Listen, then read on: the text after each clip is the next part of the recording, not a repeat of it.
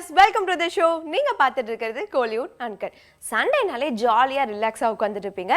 So உங்களை fulfil பண்றதுக்காகவே நிறைய cinema அப்டேட்ஸ்லாம் காத்துட்டு இருக்கு. வாங்க ஷோக்குள்ள போலாம்.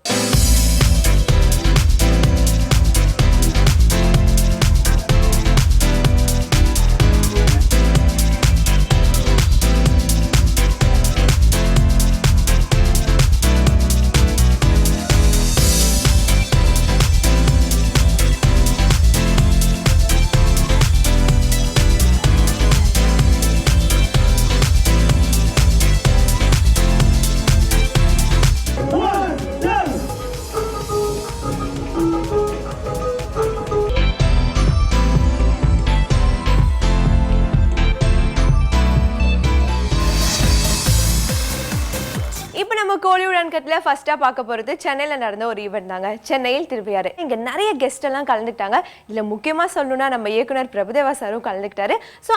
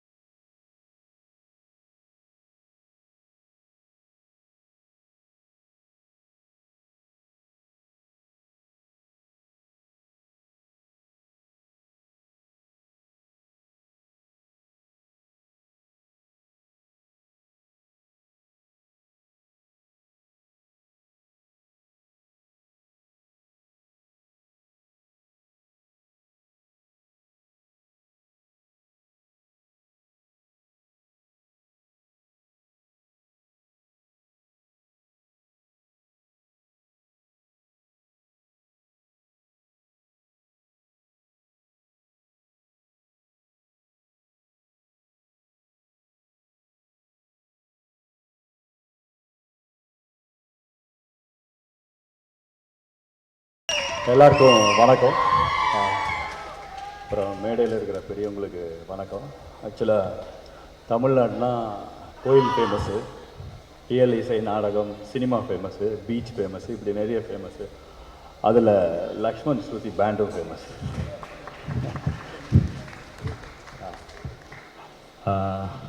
சென்னையில் திருவையாறு ஒரு வருஷம் நடத்துகிறதே ரொம்ப பெரிய விஷயம். அதில் 10 வருஷம் நடத்தி இதில் 11th இயர் நடத்துகிறது மிகப்பெரிய விஷயம்.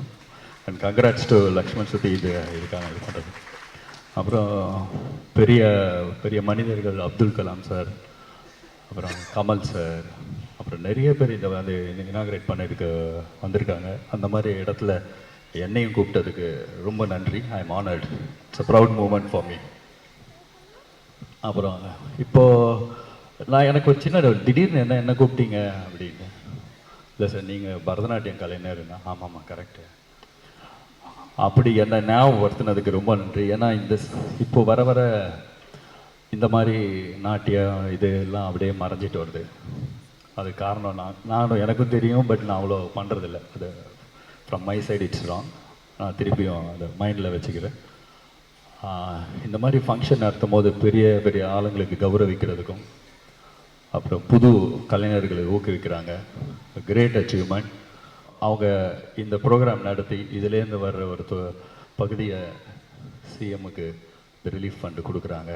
ரொம்ப பெரிய விஷயம். உங்களுக்கும் தெரியும், நான் சொல்ல தேவையில்லை. நீங்களும் பண்ணுறீங்க, இன்னும் பண்ணுங்கள். நாங்களும் எல்லோரும் பண்ணுறோம். அண்டு லக்ஷ்மண் ஸ்ருதிக்கு ரொம்ப நாளாக எனக்கு அவங்களுக்கும் ஒரு கனெக்ஷன் இருக்குது. கிரேட் ஒர்க் அண்ட் சூப்பராக பண்ணுறாங்க. நானும் இந்த மேடை எல்லாம் பார்க்கும்போது எனக்கும் ஒரு சலங்கை ஒலி சங்கராபரவனை மாதிரி ஒரு படம் டைரக்ட் பண்ணுன்ட்டு ஆசையாக இருக்குது. Let me try and thanks for calling me. இந்த இது டெஃபினட்டாக இன்னும் பல வருஷம் போயிட்டே இருக்கும். இந்த ஃபங்க்ஷன் நடந்துக்கிட்டே இருக்கணும். உங்கள் ஆதரவு வேணும். டெஃபினட்டாக எல்லோரும் பெரியவங்களே இருக்கீங்க. Great job. It will go head. Best of luck. Thank you. மேடையில் வீட்டிற்கும் அனைவருக்கும் என்னுடைய முதற்கண் வணக்கத்தை உரித்தாக்குகிறேன்.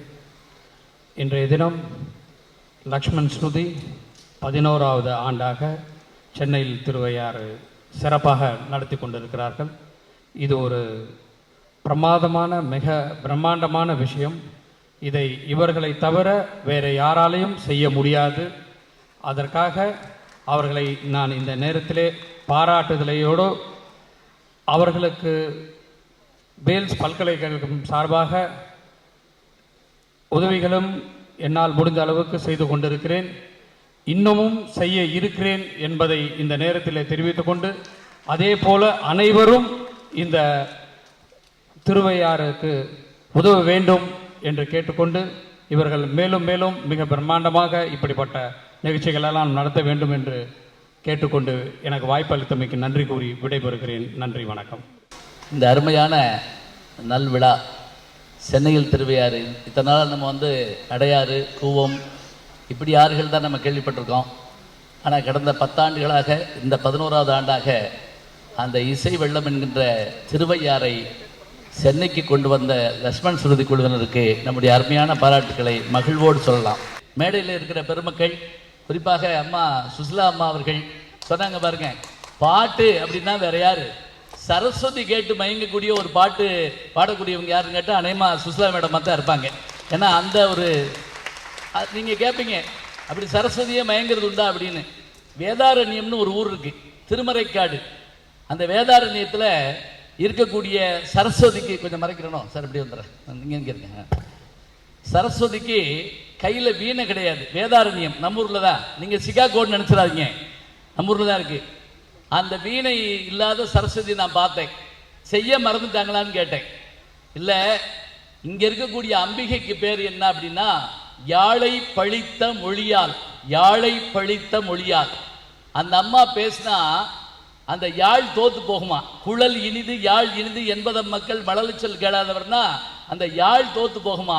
சரஸ்வதி அந்த வீணையை கீழே வச்சுட்டாங்களாம்.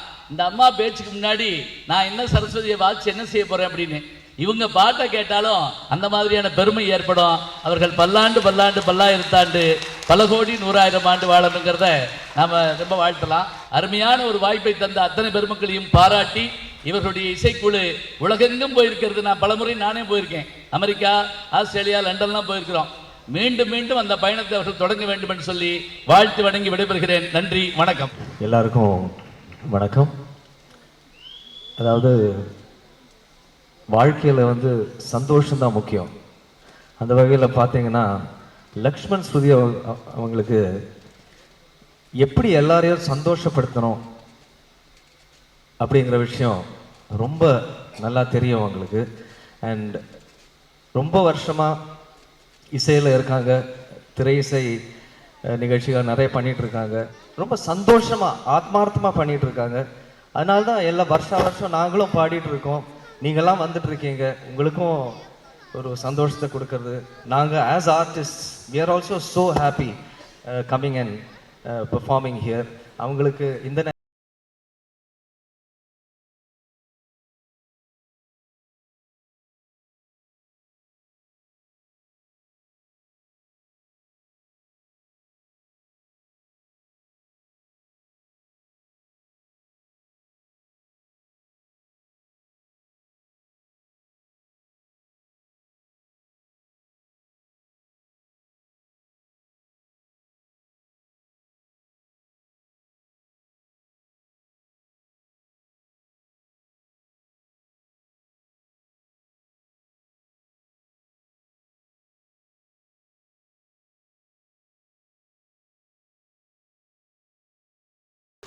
இன்றைக்கி எனக்கு இந்த பரிசு வந்ததுன்னாக்க ரொம்ப சந்தோஷம். அது பிளெஸ்ஸிங் தான். ஏன்னா அவங்களுக்கு எல்லாருக்கும் ஒன்றும் தெரியாது, அந்த அம்மா எனக்கு ரிலேஷன்.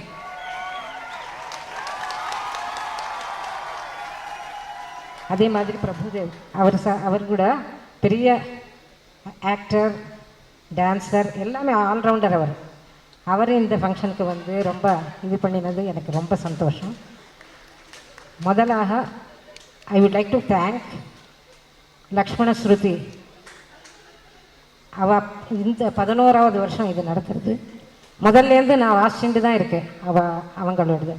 ஏன்னா முதல்ல கொஞ்சமாக இருந்து நெக்ஸ்ட் இயரே ரொம்ப பிரபலமாக எடுத்து, அதனால் எல்லாரும் மியூசிஷியன்ஸ் எல்லாரும் நாங்கள் எல்லாருமே பார்ட்டிசிபேட் பண்ணி அவங்களுக்கு ரொம்ப ஒரு துணையாக இருந்து நாங்கள் எல்லாம் பண்ணுறோம். இன்னும் பண்ணிட்டு இருப்போம். 50 இயர்ஸ் என்ன, 100 இயர்ஸ் என்ன நான் இருக்கேனோ இல்லையோ அது நடந்துகிட்டே இருக்கும்.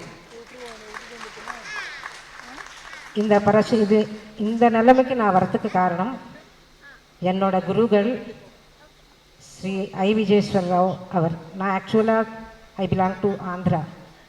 இங்கே சென்னைக்கு வந்ததுனால தான் இவ்வளோ தூரம் நான் எடுக்க முடிஞ்சது. ஏன்னா ஆந்திராவில் அவ்வளோ மியூசிக் இருக்குது, பட் என்கரேஜ்மெண்ட் அவ்வளோ ஜாஸ்தி கிடையாது. அதனால தமிழ்நாடுக்கு நான் எப்போவுமே ரொம்ப ருணப்பட்டு இருக்கேன். விஜயேஸ்வர் ராவ் அவர்களுக்கும் சந்திரசேகரன் சார் அவர்களுக்கும் முக்கியமாக எம்எல் வசந்தகுமாரி அவங்களுக்கும் என்னோட நன்றி. என்னோட பேரண்ட்ஸ் அதே மாதிரி. என்ன கடவுள் இல்லாட்டா நம்ம ஒன்றும் பண்ண முடியாது. கடவுளோட அனுகிரகம் நிச்சயமாக இருக்குன்னு தான் நான் நம்பிட்டு இருக்கேன். அவர் தான் எனக்கு எல்லாமே. ரொம்ப தேங்க்ஸ்.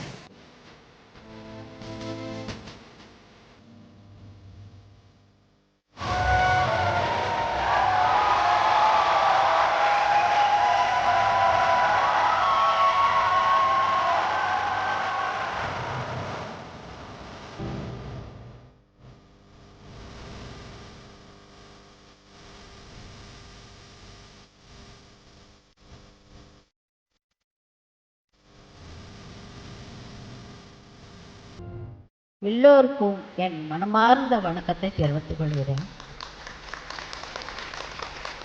லக்ஷ்மண ஸ்ருதி ஒரு தங்கமான பர்சன். அவர் இந்த சென்னையில் திருவையார் நடத்துகிறதே பெரிய ஒரு கொள்கையை வச்சுட்டு அவங்களோட ஒர்க்கு கூட தள்ளி வச்சுட்டு இந்த சென்னையில் திருவையார் அந்த ஃபங்க்ஷன் வருஷம் வச்சு எல்லோருக்குமே இந்த இசை தமிழ் இசை கிளாசிக்கல் தமிழ்நாட்டில் தான் வாழ்ந்துட்டுருக்கு.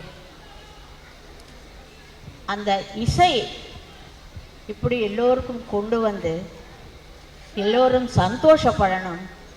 இந்த கஷ்டத்தில் கூட அவர் இந்த வேலையை செஞ்சிருக்காருன்னா அது ரொம்ப கிரேட். அதுக்கு தான் அவர் கின்னிஸ் புக் இருக்காங்க. ரிக்கார்ட் படித்தவங்க. ஒரு நாள் எம்எஸ் அம்மா அவர்களுக்கு உடம்பு முடியாமல் அந்த ஃபங்க்ஷனுக்கு வர முடியல. அப்போ கலாம் அவர்கள் எங்கே போகிறாங்க தெரியல, எல்லாருமே திக்குன்னு ஒரு ஒரு ஒரு திக்காக ஓடுறாங்க எல்லாருமே. இவர் நேராக அவங்க வீட்டுக்கு போய் அந்த அவார்டு கொடுத்து அவ்வளோ மரியாதை பண்ணியிருக்காங்க இந்த கலாம் அவர்கள். அவருக்கு இன்றைக்கி அந்த சிலை வச்சு கொண்டாடுறதுல ரொம்ப சந்தோஷமாக இருக்குது. திருவையாறு இந்த சந்தர்ப்பமாக நீங்கள் அது பண்ணது ரொம்ப சந்தோஷமாக இருக்குது.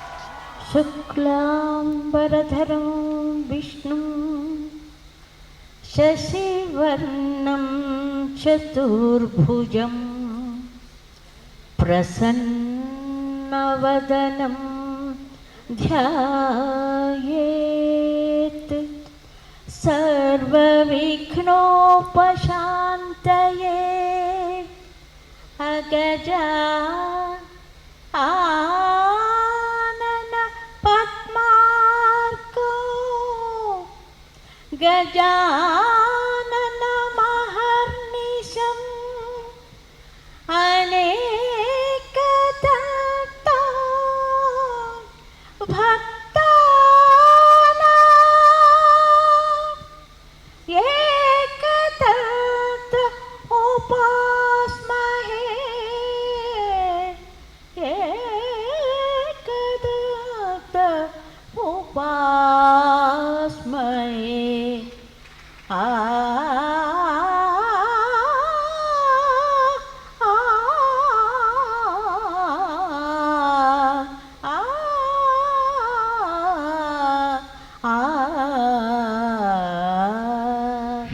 தமிழ் சினிமா இண்டஸ்ட்ரி பொறுத்த வரைக்கும் 2015 ஏற்ற இறக்கமாக தாங்க போச்சு. ஏன்னா பெரிய நடிகர்கள், பெரிய பேனர், பெரிய இயக்குனர்கள், அதே மாதிரி சின்ன நடிகர்கள், சின்ன பட்ஜெட் படங்கள் அதுவும் ரொம்ப சூப்பராக ஓடிச்சு. ஸோ 2015 என்னதான் இயற்கை பேரிடரோடு முடிஞ்சாலும் வரப்போகிற 2016 எல்லாருக்குமே ஒரு நல்ல வருஷமாக தாங்க இருக்கும். தமிழ் சினிமாவுக்கும் சரி, தமிழ் சினிமா இண்டஸ்ட்ரிக்கும் சரி, தமிழ் மக்களுக்கும் சரி, எல்லாருக்குமே ஒரு சூப்பரான வருஷமாக தான் 2016 அமைய போகுது. ஸோ இப்போ அது மட்டும் இல்லாமல் ஒரு டசன் படங்கள் தமிழ் சினிமாவில் ரிலீஸ் ஆகிறதுக்கு ரெடியாக காத்துட்டு இருக்கு. அதே மாதிரி ஃபேன்ஸும் வந்து ரொம்ப எக்ஸைட்டடாக வெயிட் பண்ணிட்டு இருக்காங்க. ஸோ 2016 ரிலீஸ் ஆக போகிற மோஸ்ட் வாண்டட் அண்ட் அவாய்டட் மூவிஸை பற்றி தான் இந்த செக்மெண்ட்டில் பார்க்க போகிறோம். வாங்க பார்க்கலாம்.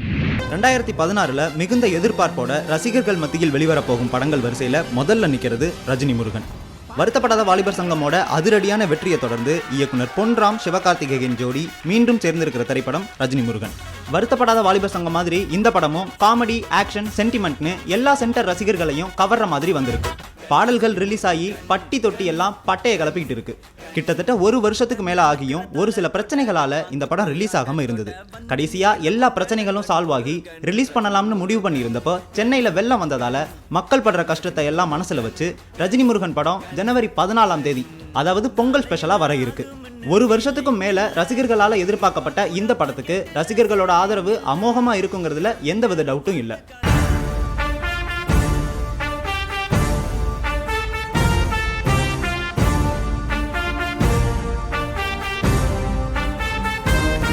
இதையடுத்து 2016 ரசிகர்கள் வெறியா எதிர்பார்த்துக்கிட்டு இருக்க திரைப்படம் தெரி. 2013 ராஜா ராணின்னு ஒரு அல்டிமேட் ஹிட் படத்தை கொடுத்தவர் அட்லி. ஆரம்பத்தில் குறும்படங்கள் இயக்கி அதன் பிறகு பிரம்மாண்ட இயக்குனர் சங்கர் அவர்கள்கிட்ட உதவி இயக்குனராக வேலை கற்றுக்கிட்டு பிளான் பண்ணி அடித்த ஹிட்டு தான் ராஜா ராணி. இவரோட அடுத்த படம் தான் தெரி. நடிகர் விஜய்க்காகவே பார்த்து ஒரு கதையை 2 வருஷமா ரெடி பண்ணி இப்போ ஷூட்டிங் போய்கிட்டு இருக்கு. இளைய தளபதியோட படம், அட்லி விஜய் காம்பினேஷன், இளம் இயக்குனரோட நடிகர் விஜய், இப்படி பேச்சுகள் ட்ரெண்டா போயிட்டு இருக்கு. தெரி படத்தை ஃபர்ஸ்ட் லுக் வெளியிட்டு படக்குழு மேலும் ரசிகர்களை உசுப்பேத்தி விட்டுருக்காங்க. 2016ஓட மோஸ்ட் அவைட்டட் மூவி தான் இளைய தளபதி அட்லி காம்போல வெளிவர இருக்கிற தெரி திரைப்படம்.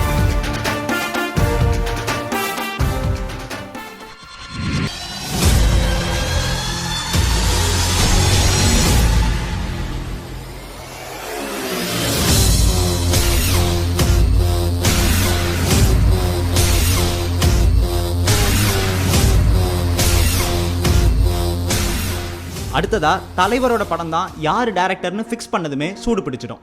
நம்ம சூப்பர் ஸ்டார் மெட்ராஸ் ரஞ்சித்தோட இயக்கத்தில் நடிக்க போறாரு, அதுவும் சந்தோஷ் நாராயணன் மியூசிக்ல. இந்த நியூஸை கேட்டதும் ரசிகர்கள் குதூகலமாயிட்டாங்க.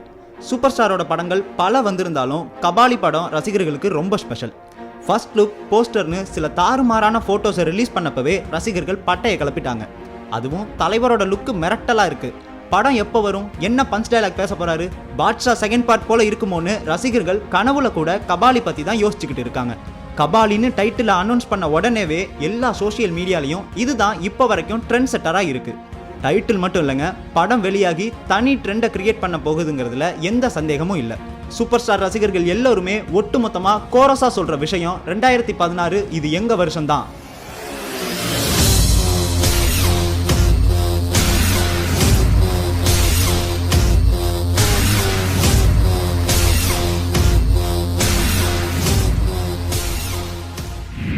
என்ன வியூவர்ஸ், இன்னைக்கு நம்ம கோலிவுட் அன்கட்ல வந்த சினிமா அப்டேட்ஸ்லாம் பார்த்து என்ஜாய் பண்ணிருப்பீங்க.